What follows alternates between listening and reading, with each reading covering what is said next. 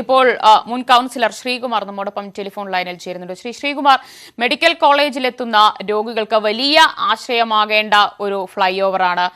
അത് മാത്രമല്ല, അതിനകത്തെ ഈ വലിയൊരു ഗതാഗത കുരുക്കും പ്രശ്നങ്ങൾക്കും ഒക്കെ ഒരു പരിഹാരം എന്ന രീതിയിലാണ് ഈ ഫ്ലൈ ഓവർ വിഭാവനം ചെയ്തത് തന്നെ. ഇത് ഉദ്ഘാടനത്തിന് മുൻപേയാണ് ഇതിന്റെ ഒരു ഭാഗം ഇടിഞ്ഞു താഴുന്ന ഒരു സ്ഥിതി വന്നിരിക്കുന്നത്.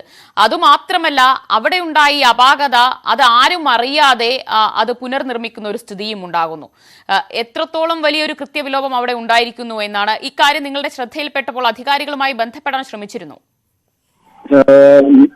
ഞാന് ഇത് അധികാരികളുമായിട്ട് കഴിഞ്ഞ ഒരു 3-4 ദിവസം മുമ്പ് തന്നെ ബന്ധപ്പെട്ടതാണ്. അപ്പോൾ പല ഇതുമായിട്ട് ബന്ധപ്പെട്ട് ഇത് മൂടി വെക്കുന്ന തരത്തിലുള്ള സമീപനമാണ്. അവിടെ അങ്ങനെ ഉണ്ടായിട്ടില്ലെന്നും അത് ഒരു തരത്തിലും അതിന് കുഴപ്പം സംഭവിച്ചിട്ടില്ല എന്ന് പറഞ്ഞ് തെറ്റിദ്ധരിപ്പിക്കുന്ന തരത്തിലാണ്. നമുക്ക് ആ സ്ഥലത്ത് പോയി കണ്ടാൽ തന്നെ മനസ്സിലാകും അത് വളരെ ഒരു 1-1.5 അടിയോളം ഇടിഞ്ഞ് താഴ്ന്നു. അതിന്റെ ആ ഭാഗത്തെ കോൺക്രീറ്റും മറ്റു സംഭവങ്ങളും മെറ്റലും ഒക്കെ അവർ മാറ്റി അതിന്റെ സൈഡിലോട്ട് മാറ്റിയിട്ടിരിക്കുന്നത് നമുക്ക് കാണാൻ പറ്റുന്നതാണ്. അതുപോലെ തന്നെ ഷീറ്റ് വെച്ച് മറച്ചിരിക്കുകയാണ്. ആരും തന്നെ ഇത് ശ്രദ്ധയിൽപ്പെടാതിരിക്കാൻ വേണ്ടി വളരെ ബോധപൂർവം ഷീറ്റ് വെച്ച് മറച്ചിരിക്കുകയാണ്. അപ്പോൾ ഇത്തരത്തിൽ ഒരു നിരുത്തരവാദിത്തപരമായ സമീപനമാണ് ഇതിന്റെ കൺസ്ട്രക്ഷനുമായിട്ട് ബന്ധപ്പെട്ട ആൾക്കാർ നടത്തിയിട്ടുള്ളത്. ഇങ്കൽ എന്ന് പറയുന്ന സ്ഥാപനത്തിനാണ് ഈ 717 കോടി രൂപയുടെ മാസ്റ്റർ പ്ലാൻ പദ്ധതികൾ പൂർണ്ണമായും ആ സ്ഥാപനത്തെ ഏൽപ്പിച്ചിരിക്കുകയാണ്. ആ സ്ഥാപനം ഒരു സ്വകാര്യ സ്ഥാപനത്തിന് ഈ ഫ്ലൈ ഓവർ 13 കോടി രൂപയാണ് അതിന്റെ ഇതുവരെയുള്ള ചിലവെന്ന് ഞാൻ മനസ്സിലാക്കുന്നു.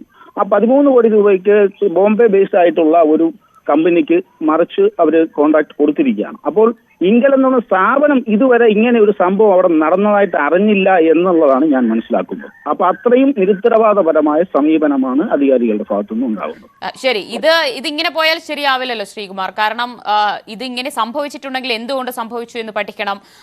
ബാക്കി ഭാഗത്തിന്, മേൽപ്പാലത്തിന്റെ ബാക്കി ഭാഗത്തിന് എത്രത്തോളം ബലക്ഷയമുണ്ട് എന്നതടക്കം പരിശോധിക്കാനുള്ള നടപടികളിലേക്കൊക്കെ നീങ്ങേണ്ടതല്ലേ? ഇത് അധികാരികളുടെ ശ്രദ്ധയിൽപ്പെട്ട് ഇതിനൊരു പരിഹാരം കാണേണ്ടത് അത്യന്താപേക്ഷിതമല്ലേ? അല്ലാതെ ഇങ്ങനെ ഒരു ടാർപോളിൻ മറിച്ച് ആരും അറിയാതെ ഇത് പുനർനിർമ്മിക്കുകയല്ലല്ലോ വേണ്ടത്.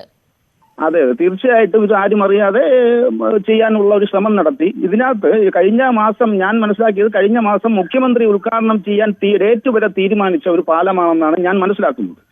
അപ്പോ ആ പാലം മുഖ്യമന്ത്രി ഉദ്ഘാടനം ചെയ്യാൻ വരുന്ന സമയത്ത് പോലും അതിന്റെ ഭാരപരിശോധന നടത്തിയില്ല. ഭാരപരിശോധന നടത്തിയിരുന്നെങ്കിൽ ഇത് ആദ്യം ഭാരപരിശോധന നടത്തുന്നത് 45 ടണ്ണുള്ള ഭാരമുള്ള വാഹനം ആ പാലത്തിലൂടെ കയറ്റിക്കൊണ്ട് പോവുകയാണ് ചെയ്യുന്നത്. ഈ ഒരു പാലം നിർമ്മിക്കുമ്പോൾ 30 ടൺ ഭാരം അതിൽ യഥേഷ്ടം പോകാനുള്ള ശേഷി ആ പാലത്തിന് ഉണ്ടാവണം എന്നുള്ളതാണ് അതിന്റെ നിയമപരമായ വ്യവസ്ഥ. അപ്പൊ 30 ടൺ ഭാരം കയറ്റിയാൽ ഒരു പ്രശ്നവും ഉണ്ടാകില്ല എന്ന് ഉറപ്പുവരുത്താൻ വേണ്ടി 45 ടൺ ഭാരമുള്ള വാഹനം കയറ്റി മണിക്കൂറുകളോളം ആ പാലത്തിൽ നിർത്തിയിട്ടാണ് പരിശോധന നടത്തുന്നത്. 45 ടണ്ണുള്ള ഭാരമുള്ള വാഹനം ആദ്യം കയറിയിരുന്നെങ്കിൽ ആ സെക്കൻഡ് തന്നെ അത് മൊത്തത്തിൽ അവിടെ നിന്ന് ഇടിഞ്ഞു താഴോട്ട് പോകുമായിരുന്നു. ഇപ്പോഴെങ്കിലും ഇത് മനസ്സിലാക്കിയില്ലെങ്കിൽ വളരെ വലിയൊരു ദുരന്തം നമുക്ക് ഇവിടെ കാണേണ്ടി വരുമായിരുന്നു. ആയിരക്കണക്കിന് ഏകദേശം 50,000-ലധികം ആൾക്കാരാണ് മെഡിക്കൽ കോളേജ്, ശ്രീത്ര, RCC, SAT, അങ്ങനെ ചൈൽഡ് ഡെവലപ്മെന്റ് സെന്റർ, ഇത്രയും സ്ഥാപനങ്ങളിലായിട്ട് വന്നു പോകുന്നു. കുട്ടികൾ, മുതിർന്നവർ ഉൾപ്പെടെ ആയിരക്കണക്കിന് പേരാണ്. അപ്പൊ അവിടുത്തെ വാഹന ഗതാഗത പ്രശ്നം പരിഹരിക്കുന്നതിന് വേണ്ടി വർഷങ്ങളായി ഞാൻ ജനപ്രതിനിധി ആയിരുന്നപ്പോഴും അതിനു മുമ്പുള്ളവരും അതിനുശേഷമുള്ളവരും ഒക്കെ നിരന്തരമായ ഒരു പരിശ്രമം നടത്തിയതിന്റെ അടിസ്ഥാനത്തിലാണ് ഒരു മാസ്റ്റർ പ്ലാൻ പദ്ധതി രൂപം കൊടുക്കുന്നത്.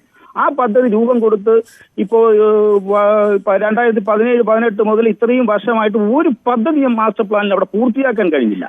ആകെ പൂർത്തീകരിച്ചു വന്നത് ഈ ഒരൊറ്റ പാലത്തിന്റെ ഫ്ലൈ ഓവറിന്റെ പണി മാത്രമാണ്. അത് തുടക്കത്തിൽ തന്നെ ഗണപതിക്ക് വെച്ചത് ഈ തരത്തിലായി പോയി എന്നുള്ളതാണ് അതിനകത്ത് അവസ്ഥ. ഇത് വളരെ കുറ്റകരമാണ്. നമ്മുടെ സംസ്ഥാനത്തറിയാം, മിക്ക പാലങ്ങളും ഉദ്ഘാടനത്തിന് മുമ്പ് തകർന്നു പോവുകയാണ്. നമുക്കറിയാം, ശംഖുമുഖ റോഡ് ഇതുപോലെ തന്നെ ഇടിഞ്ഞു താന്നിരിക്കുകയാണ്. കഴിഞ്ഞ ആഴ്ച കൊടുക്കുകയും ചെയ്തതാണ്. അതെ, അപ്പം ഈ തരത്തിൽ പൊതുമരാമത്ത് വകുപ്പുമായിട്ട് ബന്ധപ്പെട്ട കാര്യങ്ങളിലൊന്നും തന്നെ യാതൊരു തരത്തിലുള്ള മാനദണ്ഡങ്ങളോ നിബന്ധനകളോ ഒന്നും പാലിക്കപ്പെടുന്നില്ല. കുറച്ച് മന്ത്രിമാരൊക്കെ ഒരു റോഡ് ഷോകൾ നടത്തി പോകുന്നത് കൊണ്ട് മാത്രം യാതൊരു കാര്യവുമില്ല എന്നുള്ളതാണ് ഞങ്ങൾക്ക് പറയുന്നത്. ശ്രീകുമാർ, യഥാർത്ഥത്തിൽ ഈ പാലത്തിന്റെ അവസ്ഥ ഇപ്പോഴെന്താണ്? ശരിക്കും എന്താണ് സംഭവിച്ചത്? ഒരു മഴയൊക്കെ പെയ്ത്, നല്ല മഴയൊക്കെ പെയ്ത് കഴിഞ്ഞാൽ ഇങ്ങനെ ഇടിഞ്ഞു താഴ്ന്ന ഒരു സ്ഥിതിയൊക്കെ ഉണ്ടാകുമോ? കേൾക്കുമ്പോൾ തന്നെ അത്ഭുതം തോന്നുന്നുണ്ട്. അതാണ് അതിന്റെ ഏറ്റവും കൗതുകവും രസകരവുമായ ഒരു ടാറിട്ട റോഡ് മഴ പെയ്താൽ വെള്ളം അതിന്റെ അടിയിലോട്ട് പോകുന്നത് എങ്ങനെയാണെന്ന് നമുക്ക് മനസ്സിലാവുന്നില്ല. അപ്പൊ എത്ര തിക്നെസ് അതിനകത്ത് ഉണ്ടാവണം? ഈ ടാറിക്ക് കൂടി വെള്ളം അടിയിലേക്ക് പോയി ഈ ഭൂമി താഴ്ന്നു പോകണമെങ്കിൽ അത് എത്രത്തോളം ബോധത്തോടു കൂടിയാണ് ഈ പ്രവർത്തനം നടത്തുന്നതെന്നുള്ളതാണ്. അത് മാത്രവുമല്ല, ഈ ലോഡ് ടെസ്റ്റ് അവർ കൃത്യമായി ഒരു ലോഡ് ടെസ്റ്റ് പോലും നടത്തിയിരുന്നെങ്കിൽ തുടക്കം മുതലേ നമുക്കിത് മനസ്സിലാവുമായിരുന്നു, ഇത്തരത്തിൽ അപകടത്തിൽ എത്താതിരിക്കാനുള്ള ഒരു മാർഗം എടുക്കാൻ പറ്റുമായിരുന്നു. അപ്പോൾ യാതൊരു തരത്തിലും ടെസ്റ്റുകളോ മാനദണ്ഡങ്ങളോ പാലിക്കുന്നില്ല എന്നുള്ളത് ആണ് ഇതിൽ നിന്ന് മനസ്സിലാക്കുന്നത്. ഇതിനെ സംബന്ധിച്ച് വിജിലൻസ് അടിയന്തരമായി കേസെടുത്ത് ഇതിന് കുറ്റക്കാരായ ഉദ്യോഗസ്ഥരെയും ഈ ഏജൻസികൾക്കെതിരെ കർശന നടപടി സ്വീകരിക്കണം എന്നുള്ളതാണ് ഞങ്ങൾക്ക് പറയുന്നത്. നിങ്ങൾ ഇതിനെതിരെ മന്ത്രിക്കോ മറ്റോ പരാതി നൽകുകയോ അല്ലെങ്കിൽ മന്ത്രിയുടെ ശ്രദ്ധയിൽപ്പെടുത്തുകയോ അങ്ങനെ എന്തെങ്കിലും ചെയ്തോ? മന്ത്രിയുടെ ശ്രദ്ധയിൽപ്പെടുത്താൻ തിരുവനന്തപുരത്ത് ഒരു മന്ത്രിമാരും ഇവിടെ ഇല്ലല്ലോ. അപ്പോൾ എല്ലാവരും ഇലക്ഷനുമായി ബന്ധപ്പെട്ട തൃക്കാക്കരയിലൊക്കെയാണ്. ഇതാണ് പറഞ്ഞത്, തിരുവനന്തപുരത്ത് ഇപ്പൊ സെക്രട്ടേറിയറ്റ് തന്നെ തൃക്കാക്കരയിൽ മാറ്റിയിരിക്കുകയാണ്. അത് കുഴപ്പമില്ല, അവരെ രാഷ്ട്രീയ പ്രവർത്തനത്തിന്റെ ഭാഗമായിട്ട് ഇലക്ഷന്റെ ഭാഗമായിട്ട് നടക്കട്ടെ. പക്ഷെ ഇവിടെ നമ്മൾ ഫോണിൽ ബന്ധപ്പെടാൻ ശ്രമിച്ചാൽ പോലും ഒരു മന്ത്രിയുടെ ഓഫീസിലും ഒരാളും ഫോൺ എടുക്കത്തില്ല. അതാണ് ഇവിടുത്തെ സാഹചര്യം. ഞാൻ പലപ്പോഴും ആരോഗ്യമന്ത്രിയുടെ ഓഫീസിലോ PS ഉൾപ്പെടെ വിളിക്കാൻ ശ്രമിച്ചു, ആ ഫോൺ അവരെടുക്കത്തില്ല. അപ്പോൾ ഒരു മന്ത്രിയും MLA മാരും ആരും തന്നെ ജനങ്ങളുമായി ബന്ധപ്പെട്ട എന്തെങ്കിലും വിഷയം സംസാരിക്കാൻ വിളിച്ചാൽ ഫോൺ എടുക്കത്തില്ല. ഞാൻ ചോദിക്കും, ഒരു കാര്യം പറയാം, ഇവിടെ DME നിങ്ങൾ മാധ്യമ പ്രവർത്തകരോട് തന്നെ ചോദിച്ചാൽ അറിയാം, DME 100 തവണ വിളിച്ചാൽ DME ഫോൺ എടുക്കത്തില്ല. മെഡിക്കൽ കോളേജ് പ്രിൻസിപ്പാളിനെ 10 പ്രാവശ്യം വിളിച്ചാലും ഫോൺ എടുക്കത്തില്ല. ഞങ്ങൾ ആരോടാണ് ഈ പരാതി പറയേണ്ടത്?